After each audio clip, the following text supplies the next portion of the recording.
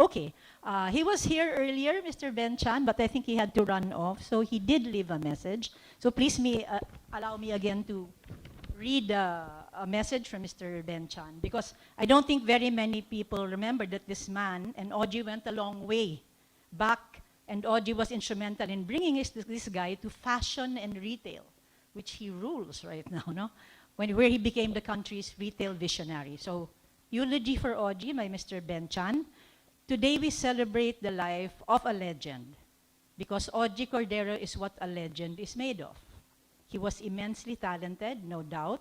His masterwork on the barong as women's wear, among other design signatures, remains as relevant today as the first day his models walked wearing a men's barong with a skirt or pants, or as a tunic dress on its own. His aesthetic was beautiful, no doubt, but also respectful of women. Shock for shock value had no place in Auggie's fashion.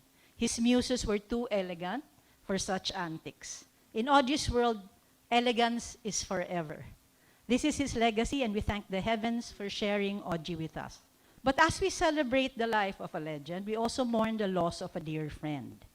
I met Auggie through my mother and sister, who were his clients way back in the 80s. Auggie was the go-to designer of colegialas, socialites, and working women alike who loved his classic feminine style. I became close to Auggie from the early 80s and 90s, back when Malate was the bustling creative hub of a very happening Manila. To the world outside, Auggie Cordero, the designer, was this mythical figure in reclusion, immortalized in his portraits at his intimate atelier. But for his small, privileged circle of friends, however, inside his studio filled with precious books, with fashion magazines dating back from the 50s, with Betamax copies of classic films, Auggie was a dear friend who on evenings would prepare home-cooked dinner of pork adobo and mangga at bagoong over conversations about life and fashion. We all know, of course, that this will be followed by hours of watching his favorite movies. He was a cinephile and an insomniac, after all. The last time I saw Auggie was at his gala show at the Manila Peninsula, way back in 2007. Lately, we made plans to catch up and have dinner together, but regrettably, it did not push through. It's been 15 years, my dear friend, since I last saw you. Now I can only cherish my memories of you. I shall always remember your passion for fashion.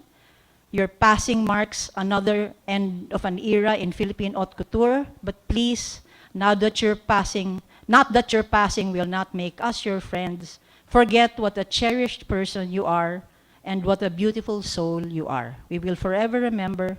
Thank you, Auggie, from Ben Chan.